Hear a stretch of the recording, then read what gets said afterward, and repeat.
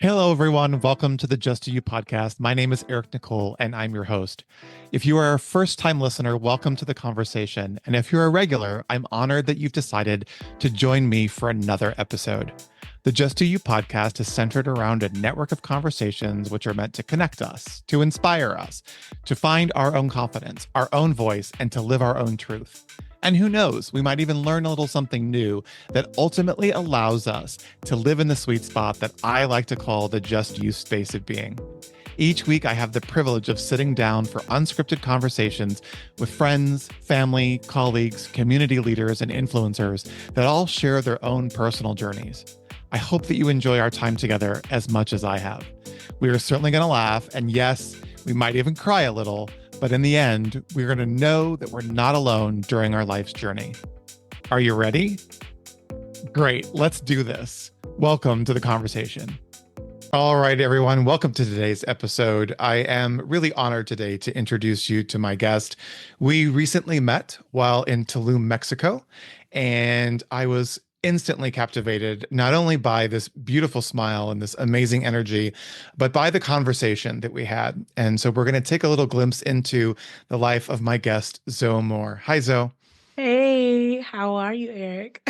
I am so good. I finally feel like we're back together again, like Right. we I were didn't in want it to Mexico. end. I think my whole trip could have been just hanging out with you by the pool, feet in the pool, just having conversations the whole time. I know. I know. That day we met, what I thought was so incredible was I remember when you were up on stage and you started to talk. I'm a pretty good reader of energy, and I instantly connected with you and I thought, "Oh, I want to be her friend." And here we are. We really connected Yes. over those couple days, and our conversations were pretty powerful. And so I'm really honored that you have taken some time this afternoon to jump on and have a conversation with me, especially in these times that we're experiencing right now. I'm honored that you're here Yeah. with us. I think what it is about our connection was that we were introducing a topic that isn't common among certain aspects of the industry, certain leaders within the industry, because there's this business as usual type. And we were having a disruptive conversation, if you would. But Yeah. you latched on to the subject and you Yeah. resonated with it. And that's what took the conversation we were having on stage to off stage. Yeah. So, Yeah. I really appreciate you saying that because that's exactly what happened. So, for our guests that were not in Mexico with us, I'm going to mhm. introduce Zoe briefly. You are a strategic EDI consultant. Yes. Your agency is More Consulting Agency. And as I was reading through your bio, I'm going to read just a little bit of this. I was really taken back because it really speaks to who you are. But it says that you're known for empowering organizations to create transformative, data-driven strategies that advance equity and inclusion. You're a certified diversity professional and a U.S. Army veteran, which I did not know because we didn't talk about that, with Mhm. 12 years of honorable service. Thank you for your service. My pleasure in the Uh, hindsight. in hindsight, but you bring a unique perspective to fostering sustainable, measurable change in diverse industries. And so we're going to talk a little bit today about, let's just use the word DE&I or the acronym. Ooh, Dun dun. As we know, that has become quite the hot topic and something that is yes. flashed across the news stations, our social media. But when you said the word disruptive to me, not only today, but also when I first met you, I realized that's who you are in the force that you bring to the table, is that you're Mhm. here to disrupt that status quo and to have Yeah. us look at things from a different perspective. And that is truly, truly the basis of the Just Do You podcast. It is to Absolutely. disrupt the conversation about what it means to live an authentic life, what it means to find your passion, your confidence, not only as an individual, but I apply everything that I'm learning on this podcast to my business as well. So that's just a little glimpse about who you are. We're going to talk more about your experience, talk more about what you bring to the table, but I'd love to, with your permission, ask you a few questions before we get started. Absolutely. Ask. I'm an Okay. open book. Okay, good. So I like to take all my guests back to early childhood because I think that's really when we see who we're going to be, if you will, in our future. So I'd love to know a little bit more about young Zoe. Where were you born? Do you have Mhm. siblings? What was family life back then for you as young Zoe? Yeah. Interesting enough, I was born in Minneapolis, Minnesota. My mom, I was raised by a single mother. So I was born there in Minneapolis when she was in Job Corps. And then for the first few years of my life, I went back to the South to live with my grandmother in Blytheville, Arkansas, which is about an hour south of Memphis, Tennessee. So, if that gives you context of living in the South, we used to, when I was younger, go to Bill Street and then running around when I was younger with my uncles who weren't that much older than me. Big family. The uncles are feeling like brothers more than they are Hmm. uncles, running around the street barefoot. And then my mom got settled in California and around 5, 6 years old, brought me over to Sunnyvale, California, where a large part of my youth was spent in Sunnyvale, Santa Clara, California. Hmm. It's And she beautiful. worked, yeah, in computer science in the 80s. So that's the beginning of the young Zoe. Life like for you there? Tell me Um, a little bit about that. it's interesting. I think, whenever I tell my story and when I've had to tell my story, it's very clear why I do the work that I do now. Hmm. In 1985, when I was going to kindergarten, you can say that I desegregated an all white school in Hmm. 1985 in California. So I was one of 5 Black students to enter West Valley Elementary. And when my mom pulled up, I always tell the story, she was in her red beat up Nissan and Whitney Houston was playing. And I'm bopping to the music and we pull up in the cul-de-sac. I see my mom go around the front of the car and she has a paper and there's this older, tall white man and he's pointing and she's holding the paper and shaking the paper. And I'm in the car bopping. She gets back in the car and she says, "Come on, get out of the car." So I get out of the car, we walk up to the office, and I just see all this commotion. Come to find out, they were telling me that we were at the wrong school and that Hmm. we were supposed to go to the school further on the other side of town, which was where the Black and brown students went. But my mom had submitted the paperwork for me to go to the predominantly white school because she felt the education was better. And so here I was. My hair was all pressed out, just listening to Whitney Houston. And I get escorted to my first class. And there was me, a darker skinned Indian girl, an Asian boy, and the rest of the class was all white. And it Hmm. was just, that was elementary for me, is that Hmm. I was definitely one of Hmm. 5 at the time. And not all of those students lasted because of just the environment we were in, Hmm. the pressure. But my mom was determined to keep me in that environment. And I went through a lot of different incidents being a Hmm. young kid that I didn't understand then that I understand now. Hmm. So you look back and you remember, or I remember being told, like, "Oh, you speak so well," or "Can I touch your hair?" or "Can you run really fast?" So we want you to play sports with us. And then also really gravitating towards kids who I felt were ostracized. So I remember at a very young age having a friend that had cerebral palsy. I remember his name to this day, Leanne Payne. And he used to wear the suspenders. He was my Asian Urkel. There was a young gentleman, Osad, and he had a skin condition. And I was friends with all the kids who were ostracized. And we used to play this game called Four Corners. But we were in this world where we didn't fit in. And I knew at that age, I just knew how to make the best of it. But it didn't really hit me until I got older. I remember it all came rushing back to me in 2020. I was actually contacted by one of my childhood friends. Her mom wanted to reach out to me. I guess she had some questions for herself. She was doing some reflection and she was friends with my kindergarten teacher. Hmm. So I'm on the phone with both of them in 2020. So imagine going to school in 1985 and now 2020, all this racial reckoning's happening. And they're asking me, "Did we have a negative impact on you?" And I remember the tears just coming down Hmm. and thinking about all the ways you start to unpack the times that I didn't get selected for the talent show. I didn't I didn't get that grade that I thought that I should get, or when they did the different cultural programs in the multicultural center. Whenever they told my history, it was always connected to slavery, Martin Luther King, and Rosa Parks. And those things didn't really impact me as much when I was younger. But in fast forward as an adult, I realized that I had been in a world where I never really got to learn about myself Mhm. outside of the white gaze. I learned about who I was and my identity at that school while my mom was constantly fighting for me to hold my head up high. She would always say, Mhm. "Don't look down at your feet. You already know which direction you're traveling. Make eye contact, keep your head up." And so Mhm.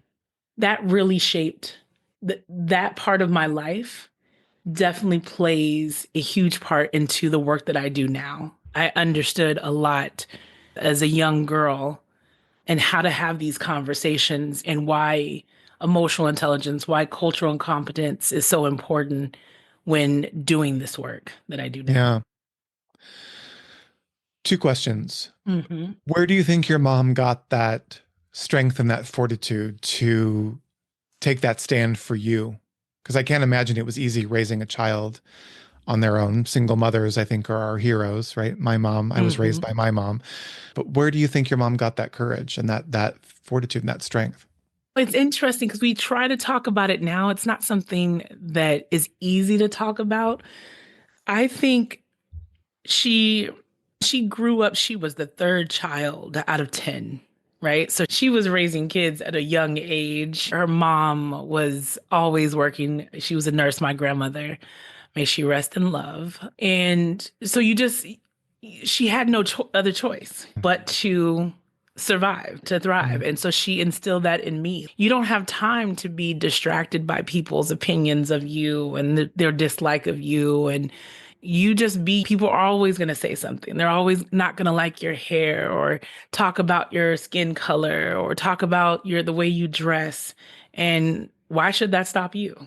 And so I don't think my mom fully understood the impact of being one of five Black kids in 1985 in California Sure. as much as she does now. But she just had a fortitude to survive. She was going to leave Right. Blytheville, Arkansas, so that she could make it. And she never wanted to be. She loved her mom. She loved her brothers and sisters and still does to this day, but she never wanted to be in that situation. She wanted to make more for herself. And she always set that example for me. Yeah. It's powerful. Yeah. It's Yeah. powerful. I think it's important for our listeners that obviously everyone's experience is unique and different. We all have something that we carry with us, regardless of our ethnicity, with regardless of our background. We all carry with us in those formative years something. Mine was being gay. All of those things that we carry with us through the school that has us feel insecure and feel not part of or not belonging. So I think it's important for listeners to maybe step back a little for a moment and take a look at or get an idea of what it felt like to be that one of five Black students in that school. So what were the emotions that you had? Was it fear? Was it scarcity? What was it that had you push through those experiences that you had in that school? Yeah. I think it was knowing that I didn't fit in, no Mm, matter how hard I tried, no matter how much I pressed my hair, no matter how nice my dress was, no matter how well I read, because I used to read, I would always raise my hand to prove I can read and I can enunciate. And I think the insecurity, of course, as we who are marginalized often do, it becomes our strength, right? mhm. And that I just couldn't fit in. Like I could not keep my mouth closed. I couldn't blend in. And so I was like, wait, I can't be a chameleon. So how do I use this? Yeah, it was that. It was even as a young girl, outside of race and ethnicity, I have a deeper voice. I never had the high pitched voice. So even when I wanted to be a cheerleader, and there are just so many things about me, stereotypical things that you would expect from a young girl of a certain age. My accent was different. Hmm. The tone was different. The delivery was different. My height, I was taller. And all these, I just could not fit in. And that was a huge insecurity at a young Yeah. age that now is a strength. Hmm. But it was something that my mom would constantly challenge me on. Why do you need to fit in? You don't need to. But all the girls, all the kids are looking at me like I'm strange. And what's wrong with being different? Hmm. Why do you want to be like everybody else? Hmm. So, We don't teach that though. And that's the thing that I think is so missing. We teach mhm, English and we teach history. mhm. we te- And- right. chemistry. Let's go a different direction. We teach mathematics. We teach Even chemistry. those. We even those. We teach workshop, whatever we call it, wood Yeah. shop. But we don't necessarily educate and teach on this idea of your uniqueness. We Yeah. don't. And We don't. so we don't. We are all plopped into a classroom and taught whatever the subject may be.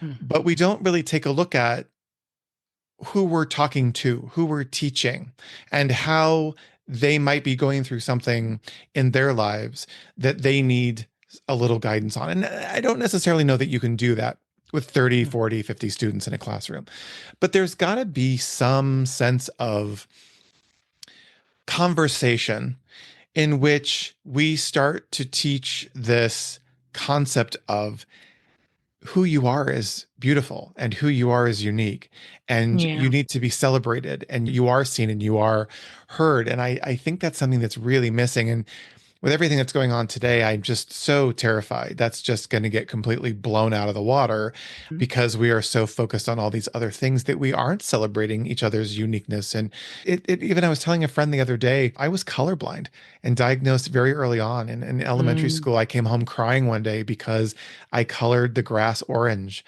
and the trees Mm. brown and the water purple because that's what I saw. Yeah. And I did not grow up in 1985. I was in high school in 1985. I was graduating high school at that point. But in the 70s, I remember coming home and crying to my mom and saying, I don't want to go back to school. The kids were teasing me. The kids were teasing me. And there was no conversation of, and not the fault of my mom or the teacher, but there was no conversation of, it's okay. We're going to teach you, or this is what makes you unique. And my mother Yeah. did what she knew how to do as a teacher herself, and she ran out and bought me pens with the names on them. And so that I Mm. knew that if the water was blue and the grass was green and the pumpkins were orange, then I could use and learn the colors that way. But that completely changed the Mhm. trajectory of my life since second grade because I wanted to be an interior designer. I wanted to be creative. I wanted to be an artist. And I was told that I couldn't. I was told that I would never be an artist because I couldn't see color.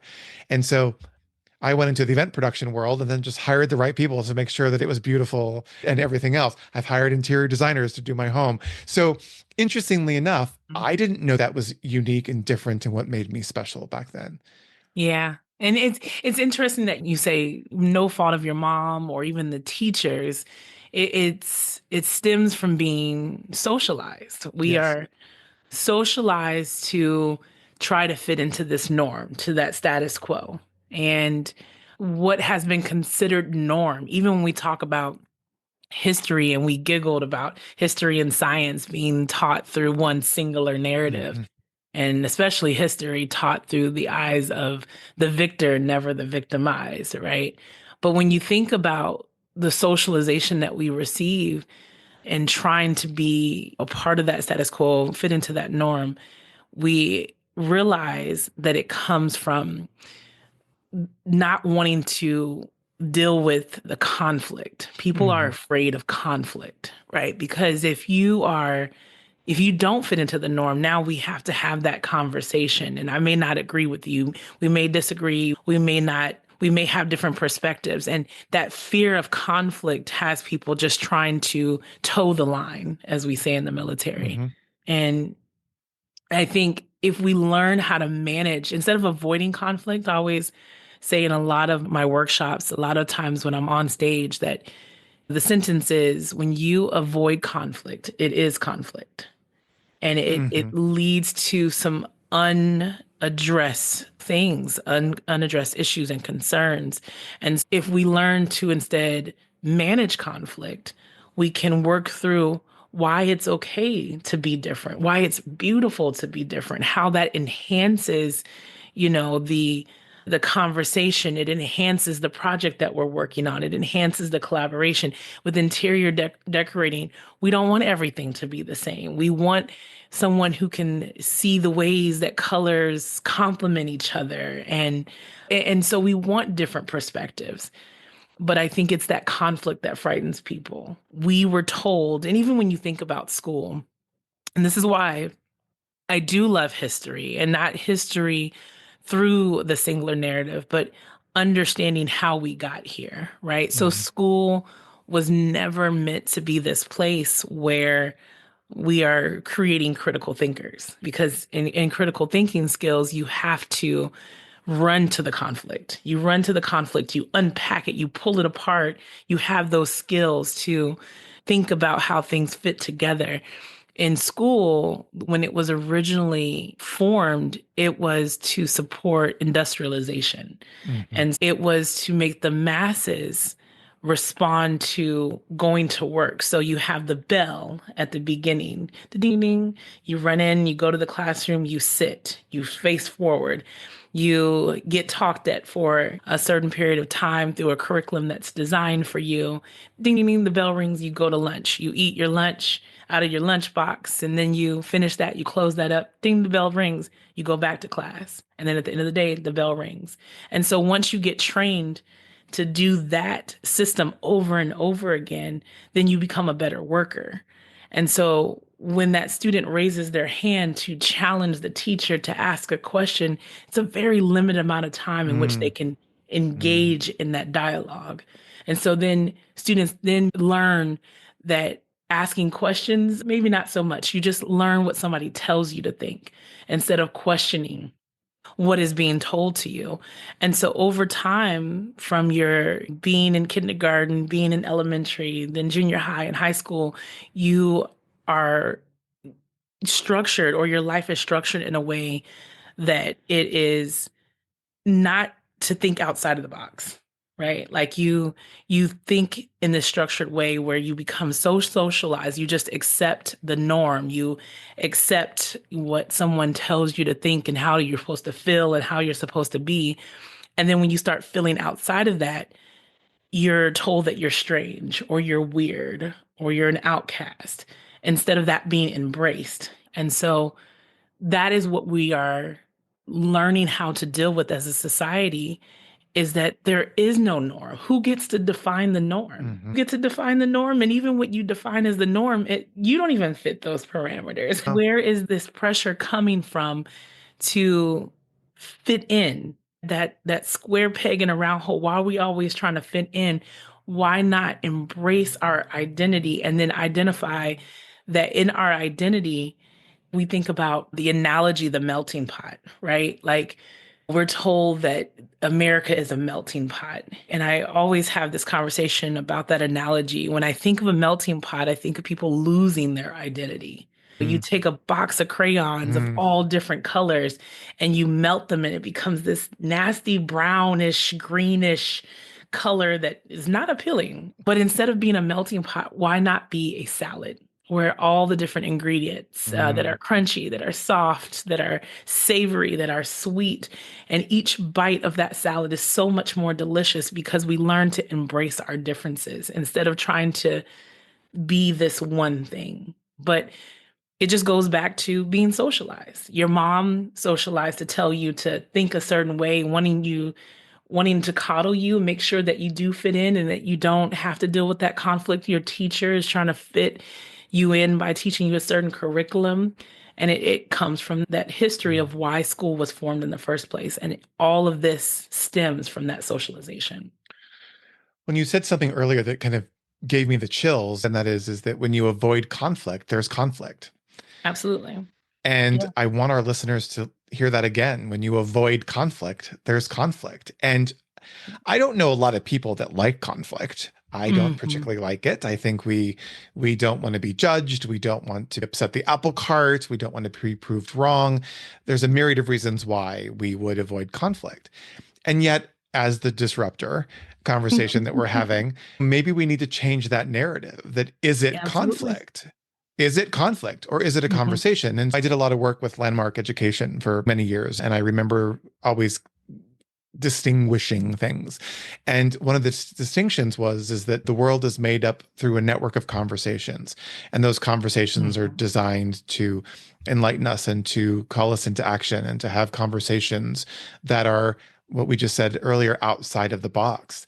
And Hmm. what I find so fascinating is if we're conditioned to do that, probably why all of the self-help books and all of these programs are so successful because we have to go in and be quote unquote deprogrammed into that thinking, right? Hmm. Landmark challenged everything that I was taught in school, which is what are you making that mean? What are we making something that someone said to us mean about who we are as a person? And so that Hmm. we carry with us for years and years of our lives, if not always.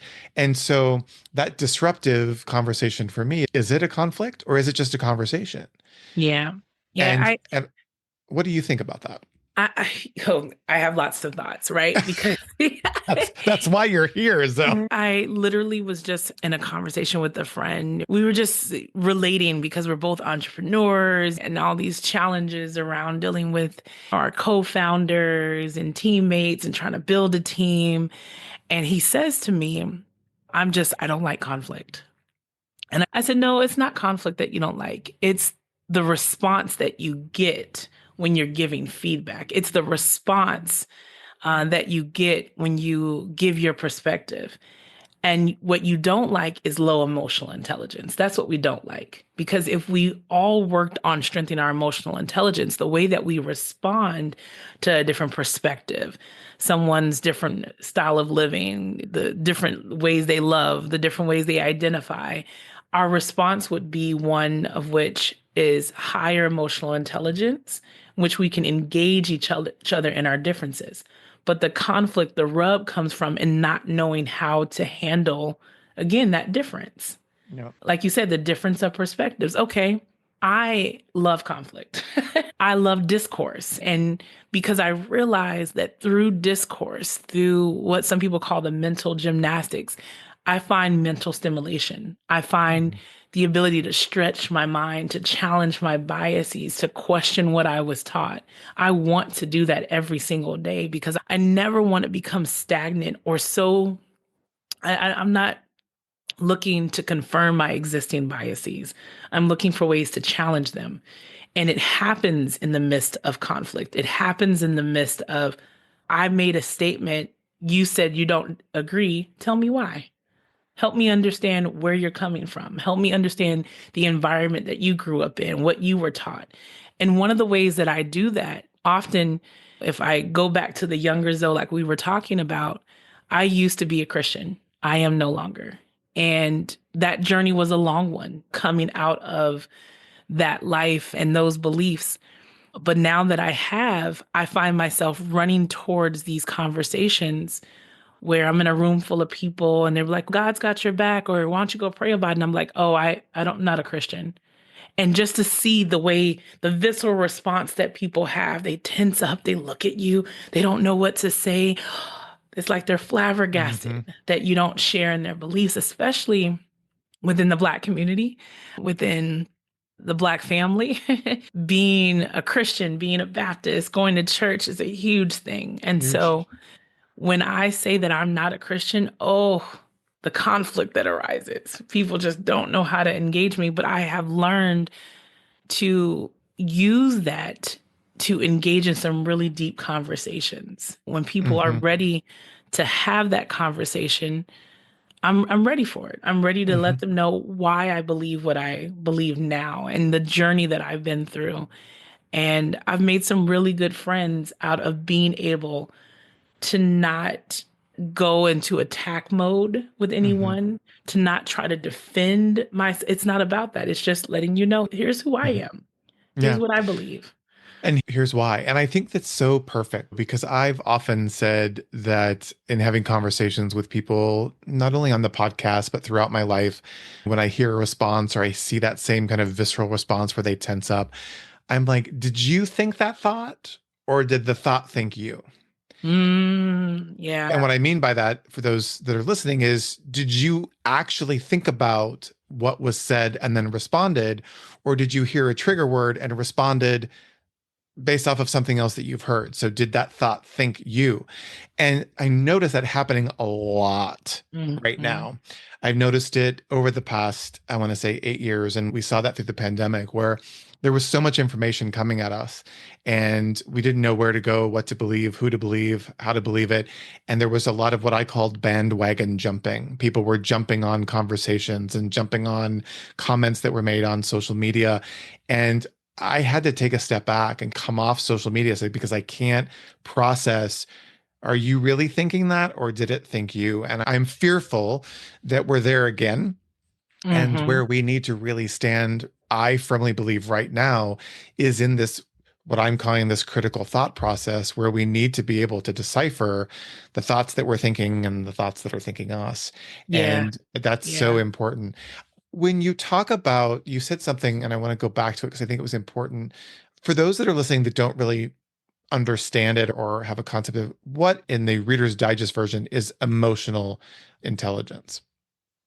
Yeah, the way that I look at emotional intelligence comes from Daniel Goldman out of Berkeley. He's a professor, social psychologist, but it's self-awareness and social awareness, Mhm. right? It's one, understanding yourself. I also say your social footprint, understanding your how you fit in, how you show up, how your identity really plays into the environment that you're in, how you respond to things, how what triggers you, what excites you, where it comes from, where it stems from, right? Having that self-awareness and then social awareness, how that understanding of who you are impacts those around you, people around you, how people respond to you. What is, like we say in science, or it's energy that you bring in the room, right? And in order to have emotional intelligence or to strengthen that, you have to constantly have that internal dialogue and continually examine yourself and examine that impact that you have on people. It's a combination of self and social awareness. That's what emotional intelligence is. Do they often get mixed in with each other and not separated? I think what I hear when people talk about emotional intelligence, they confuse it into trying to read people, Hmm. right? We do an emotional intelligence test in one of the courses that I teach. And what people often get caught up on is when they're staring at images of different expressions, they think the test is asking them to determine how someone else is feeling, to determine why they're making that expression. That's what they think social awareness is, rather than why do they think they're reading that person's face that way, right? So Hmm. why is it through your lens that this person not having a smile on their face? Why are you assuming that they're angry because they're not smiling? Why is it that you think the person who has their eyes closed is not interested? What is going on within yourself? Because Hmm. someone else is going to perceive that room, those images very differently. Hmm. So, what people get tripped up on is not being able to look in the mirror. Yeah. And I've actually done this as a physical exercise in a workshop where I make adults, and these were C-suite adults, to hold up a mirror for 2 minutes and stare in it. And it was the hardest exercise for them to do. And I asked Why? them why. Hmm. Yeah, why? Why at the end? They say, oh, I brush my teeth, but I don't really stare at myself and I don't look at myself for long. And then one woman, she starts to cry and she says, when I look in the mirror, I see my father, I see my childhood. And it became this very emotional exercise. And I tied that to emotional intelligence because that's what emotional intelligence requires you to do is to look at yourself and to look at the world around you, what you're seeing, what you're perceiving, and examine that and ask yourself some really hard questions. But if someone can't do it with a physical mirror, imagine what it's like to have that internal dialogue, Mm-hmm. right? And that's what a lot of people lack when they go into discourse or having conversations. That's why they feel the conflict because they're not able to self-regulate. They're not able to say, okay, this conversation's making me upset because my mother used to make me feel this way, or because my dad left me, or because my brothers and sisters did this. And I need to stop having this conversation at this moment Mm-hmm. because I'm getting a little too upset. So Mm-hmm. can we table this and come back to it, right? Mm-hmm. And so when you have that self and that social awareness, then it becomes that ability to self-regulate these emotions. And so people stop and they look at this mirror, they have all these emotions and they just want to either break the mirror or put it Yeah. down because it's too much to handle. And that's where the development takes place.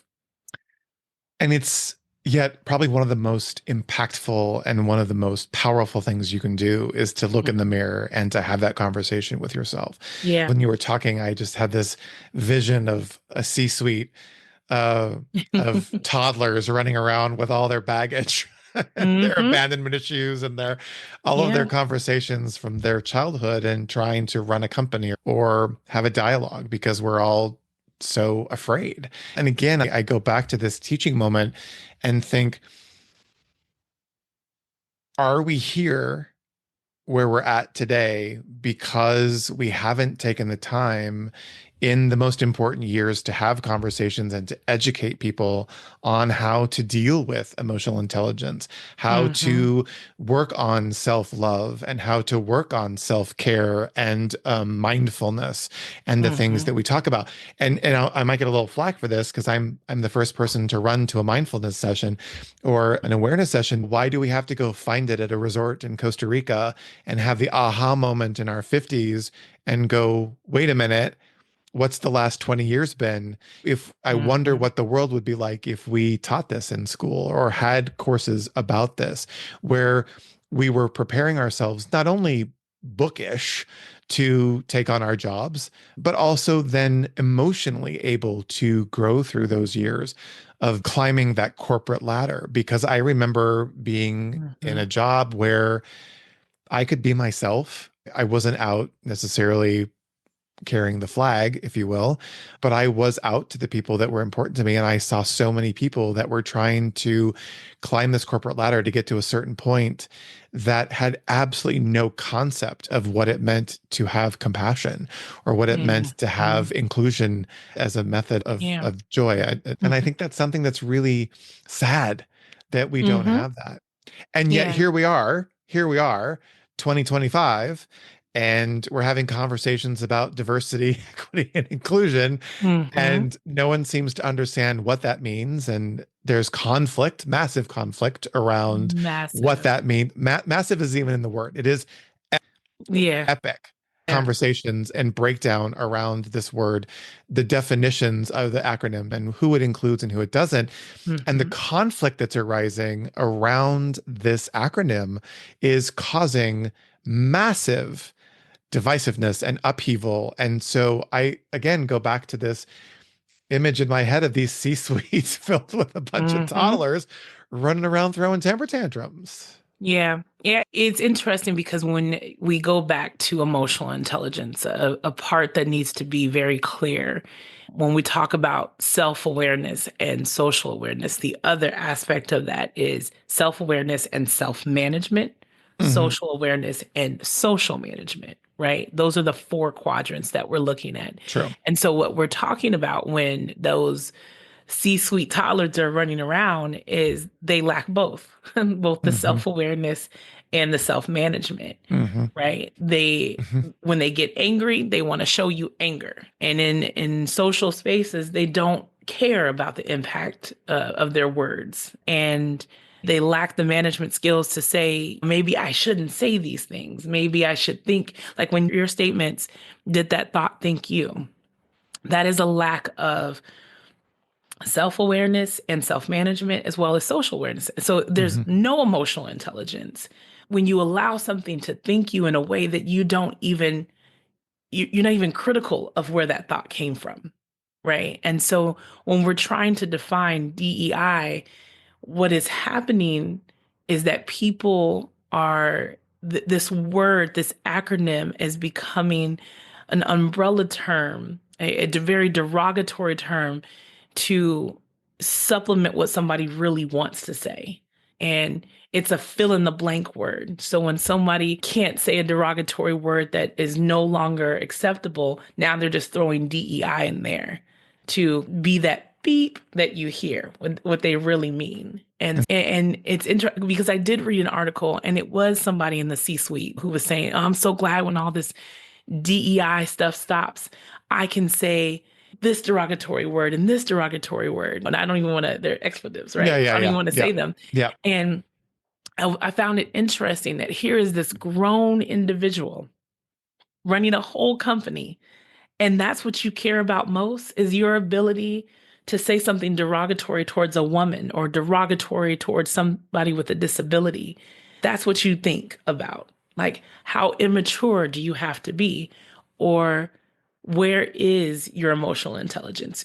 You have none. And so that's why not only is DEI under attack, I heard someone of the opposition or in the opposition say that they also want to get rid of social emotional learning. And Learning. that is something that was introduced, I would say a good 5, 6 years ago, if not longer, it's been around.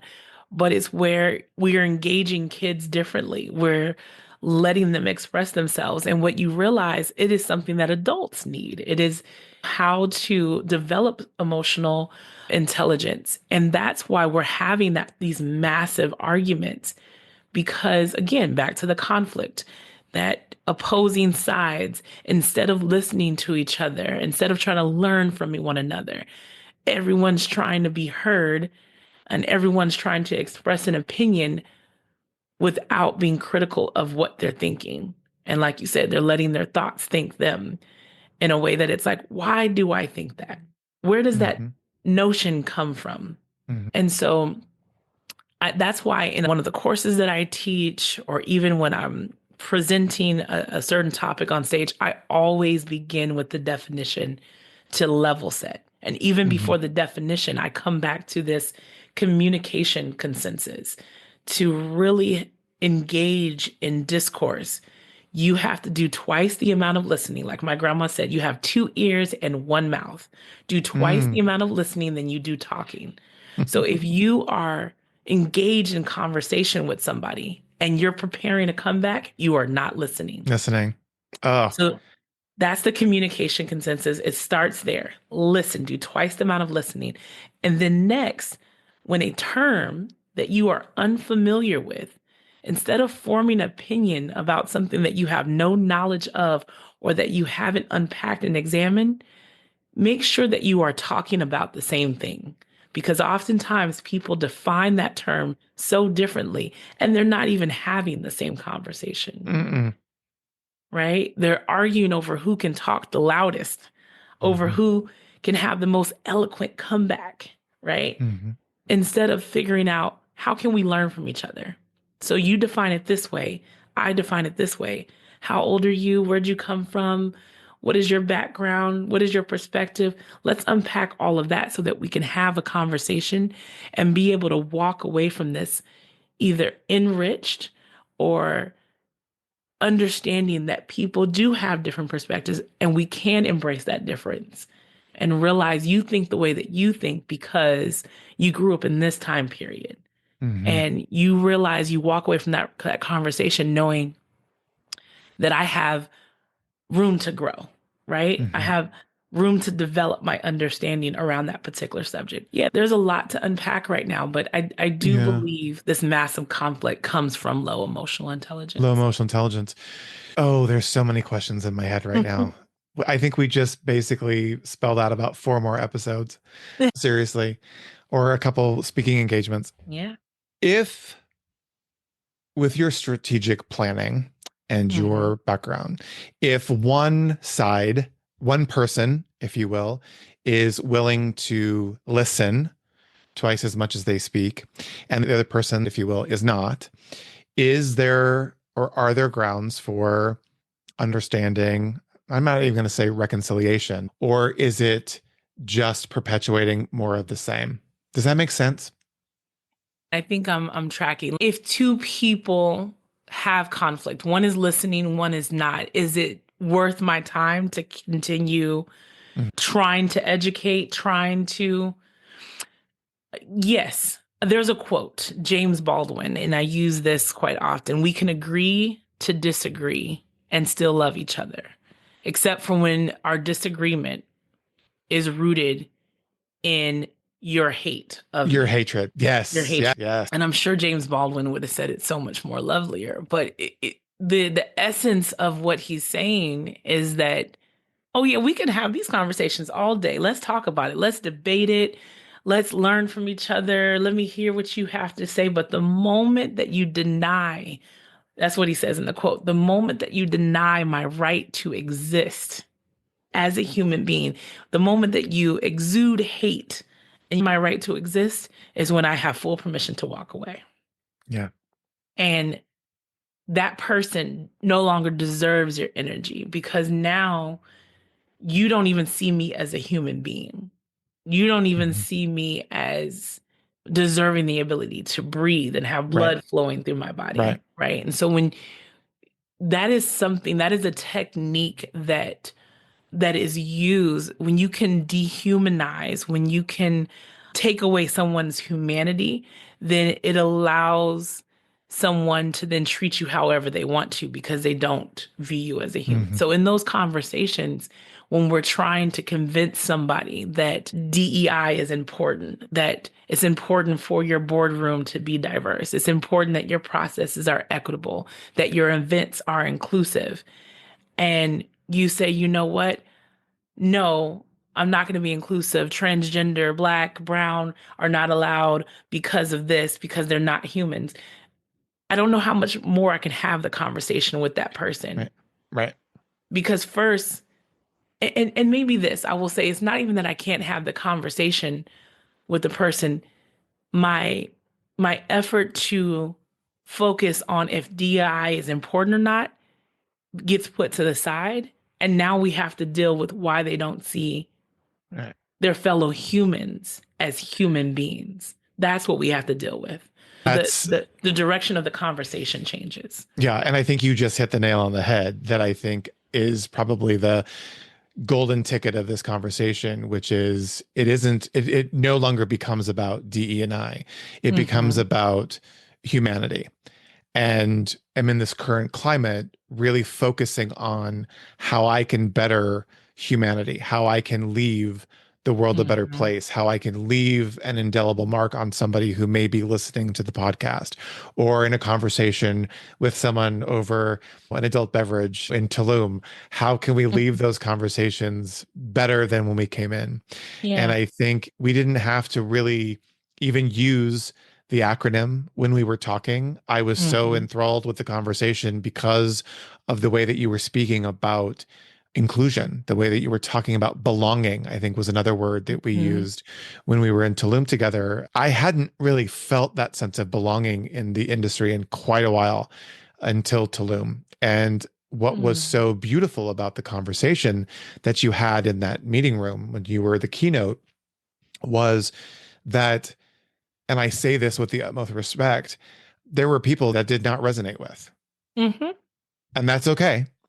Yeah. But there were people that it did resonate with. And it was interesting to me to come out the other side of that conversation and say, wow, that was probably one of the most impactful keynotes that I've heard in a while, because I could really not only apply that to the industry in which we work, but I could take that, which you said, and the conversations and the beautiful words that you spoke out into the world and spread that and share that. And it isn't about getting everyone to agree with me on what you said. It was, I had a thought, and that thought was then deepened by a conversation with somebody who has knowledge that I don't have or has a way of looking at it that I don't. And I was able to see things about myself in a different way. And that to me, Zoe, is the beauty of the conversation that you had with us that day. And the beauty of the conversation that you have when you are out leading organizations and companies and individuals through your planning. And I live in this world in which I believe that if we only go out and share with the world the conversations that we hear that enlighten us and empower us and inspire us, the only way that we're going to cause change is if we get out there and share that very Mm. story. And Yeah. so on one side, I thank you for opening up that conversation and that door for me and the others that we sat and talked with that night. I thank you for that because I came home with a very different perspective on what's happening right now, as difficult as it may be. But I also have now found some more of what I like to call my inner circle, my inner sanctum of Yeah. like-minded thinkers because we need to come together in difficult times to have these conversations. And so I'm super grateful to that.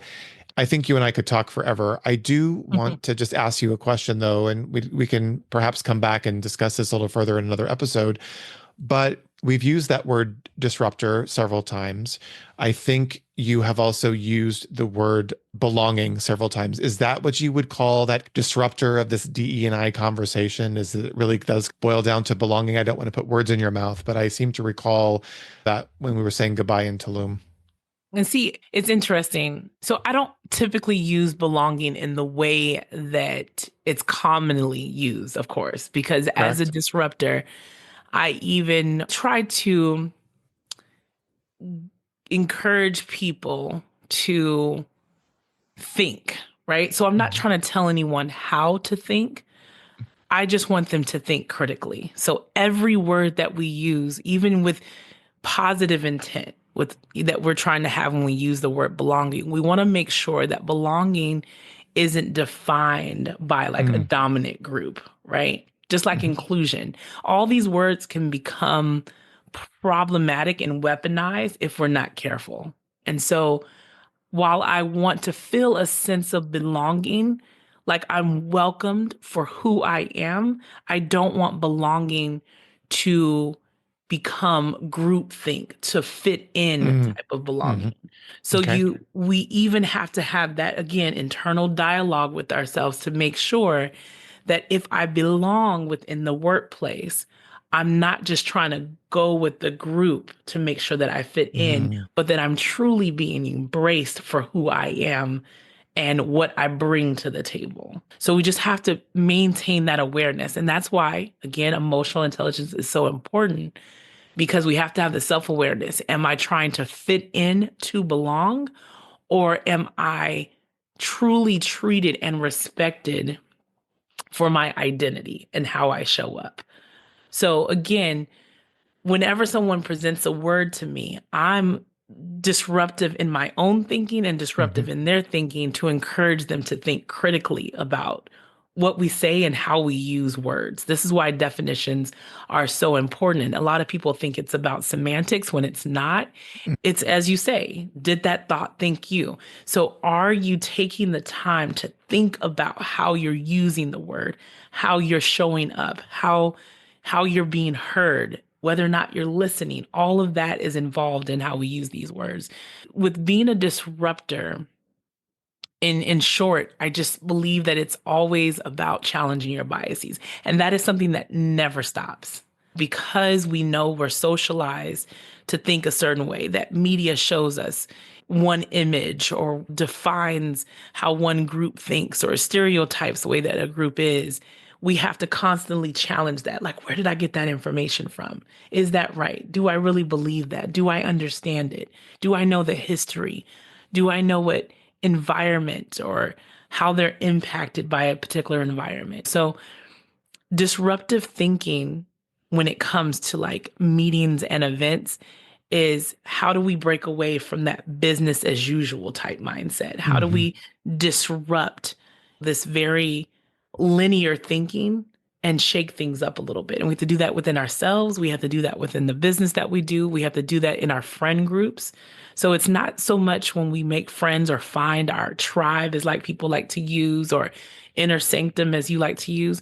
We have to make sure that even within that circle, we're challenging each other, Mm-hmm. that we're 100%. just we're having those disruptive conversations.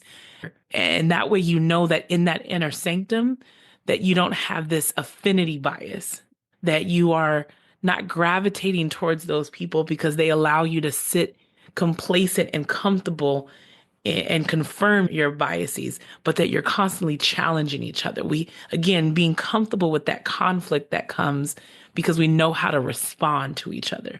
We know how to not run from the frustration and explaining ourselves and unpacking someone's perspective, but that we're truly disrupting to get to better outcomes. Oh, I just got the goosebumps. Oh my goodness.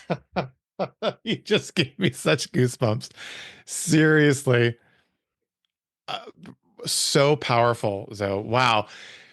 So, is critical thinking, does it only exist between a dialogue between two people? Can that happen internal with your own monologue?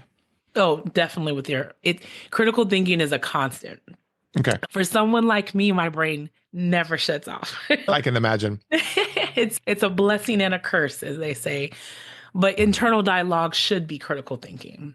Okay. Because That that's a way, dangerous, or I shouldn't say dangerous. That's a mhm. slippery slope sometimes, though, right? Because that Yeah. internal dialogue can be, to some, I know mine has been in the past, a little self-deprecating, Yeah. right? So I tend to do well when I'm having those kind of conversations with a committed listener. I am learning to be that critical thinker on my own and to be critical of my own thoughts. I'm Hmm. much better at it now that I'm an adult. I wasn't so good at that earlier, but I guess it makes sense that it has to happen with both. Hmm. Yeah. Yeah, that's a part, again, emotional intelligence. And Yeah. my combination, my soup that I stir is emotional intelligence, critical thinking, sitting in silence with yourself, all these things combined that make you a better human. Because if you're not doing that internal dialogue, if you're not critically thinking about even the voice that's inside of your head, right? For a long time, I would say that my inner voice, and I had to go to therapy for this, was my mom. My mom and I'm sure she's going to hear this. I love my mom, but my mom's a tough cookie. And it took me a long time to understand why her toughness was her and is her shield, right? I told you about her being the third out of 10 kids. And her fight to survive and to overcome, like living in the deep south, trying to ignore it and not be impacted by it, to as a woman being in a man's world, as a single mother raising a child on her own, she just developed very thick skin. And her thick skin definitely influenced the type of nurturing that she was able to give to me. And it wasn't your stereotypical nurturing. It wasn't the kisses on the cheeks, the hugs, the pats on the head. My mom's nurturing was like, I'm going to get you a bank account and we're going to balance this book. You're going to clean this house from top to bottom. You're going to organize. Her nurturing Mhm. was, I'm going to make you independent and you're going to be able to survive. These are the skills that I have. I'm going to pass my skills to you. When I was younger, we would go out to eat. My mom would make me pay and then Oh, ask for what change I would get back when we went to the store to go shopping. And I see a discount, 20% off. She would make me do the calculations ahead of time. She was no joke. My mom's a tough cookie. I remember so many different stories, but the point being that my internal dialogue and that critic that I heard was my mom's voice. Are you sure you want to do that? Should you be doing it like that? Girl, should mhm. you go there? Are you sure you want to date him? Is he the right man for you to marry? Are you sure that's the right diapers you want to buy? Everything. And It was a challenge because I didn't know how to nurture myself in a softer way. I didn't know how to be soft, right? For the longest time until I gave birth to my son. Mm, And I was determined to be a nurturer in the way that this young man needed to be loved. And it was my son that taught me how to turn down the inner critic that was negative. mm, And it's definitely nowhere near perfect, but I needed to go back to my mother to tell her. I remember it like when I was like 42, we're in the mall, we're having some kind of argument about something. And I turned to her and I said, I still need you. She said, you still need me? You're 42. And I said, I will need you until I'm 75. I still mm, need you. And she was like, I didn't think that you needed me like that. I said, I need hugs. I need to talk to you. I need to lay on your shoulder. Like, I need you. And it finally came out. And I think my mom saw a side of me that finally allowed her to show herself to me as well. mhm, And you have to do that hard work again. Taking that look in that mirror is not easy because what is all the things that you don't deal with and that you have to face. You have to face these things and unpack them and understand them. And because I continuously do that work, that critical thinking, that internal dialogue, being aware, learning how to manage myself, I'm in a place now with what's going on in the world, with new people that I meet, I'm in a good place because I know that if I'm having conflict with somebody, okay, that's an opportunity for me to do work. It's an opportunity mm, for me to grow. And I look forward to the growth because I think about growth like I do a flower. It's like this opportunity to blossom in a new way. Okay, I'm still in this bud phase in this particular area, but I have this opportunity to blossom.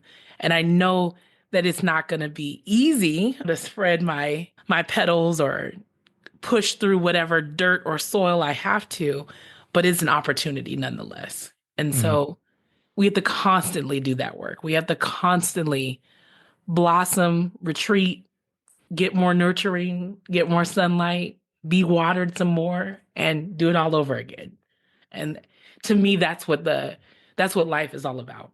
I will say this. I will say this. The world is a better place with you in it. And I am glad that you are there nurturing and spreading your perspective and your knowledge to people and bringing that light to people that will benefit from it if they're willing to listen.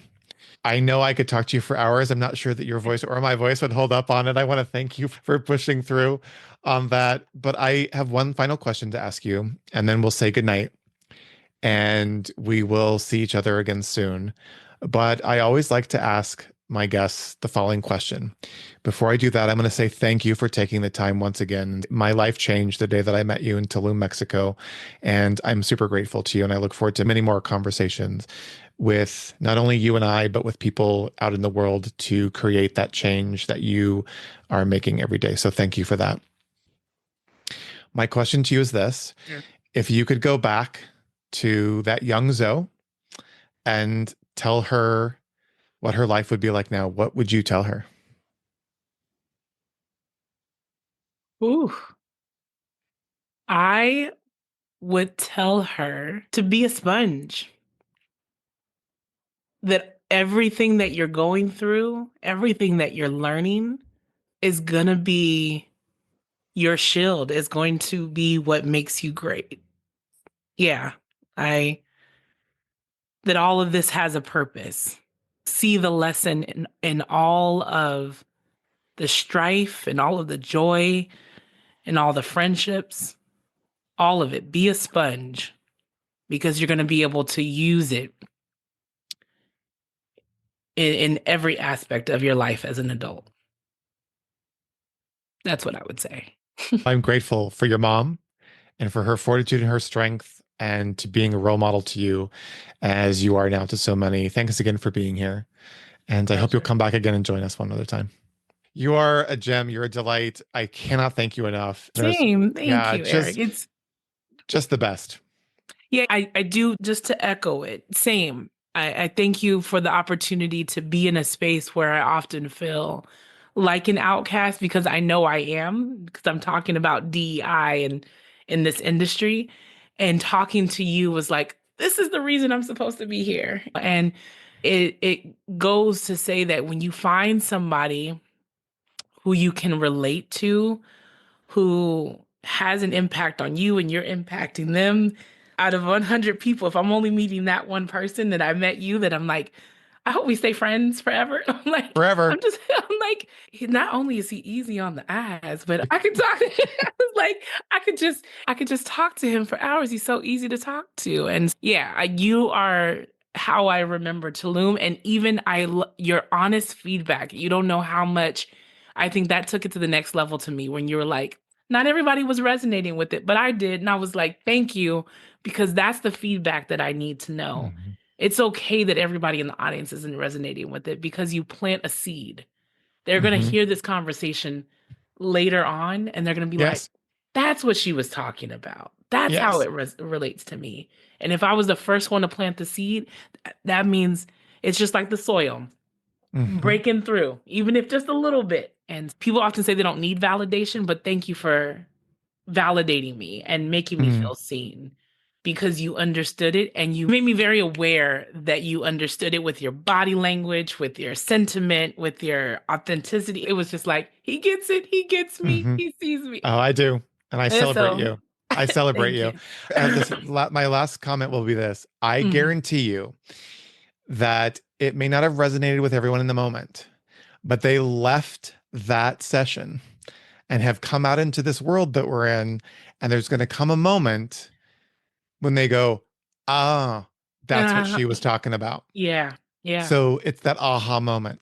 yeah. And that's how I know that impact will make change. So Hmm. I stand firm in that in that moment, it may have been like, not so sure, but Yeah, there is no way in this current environment that we're in that you will not recall that conversation and say, yeah, okay, yeah. So I do have one challenge for our listeners, and that is to really stand in your own critical thinking, right? Really stand in that ability to face what we're going to call conflict and to go out and to have conversations that could be difficult. We need those conversations now more than ever. We need to have conversations with our friends and our family and our colleagues and the people that we are surrounding ourselves with, and have conversation about what's important to us, who we are, the differences that we can make. We have to. We cannot get numb to the fact that we are not heard and we are not seen and we're not acknowledged. So that's my challenge to our listeners, is to go out and have those conversations. Maybe difficult, but the end result is going to be so much more empowering. And I got that from you, my friend. So well, again, thank you. And you're as welcome. I always like to say, in the end, let's grow together. So may our friendship be one where we continue to grow together, because we're not done. This is a journey, an ongoing one. And I'm excited for the ride. Thanks again Yeah. for being here. We'll talk again. All right. All right, everyone. Thank you again for joining us on today's episode. I hope our conversation resonated with you like it did me, and I cannot wait to sit down with you all again next week. Remember to subscribe to the Just Do You podcast on your favorite platform so you can make sure not to miss a new episode, which drop every Thursday.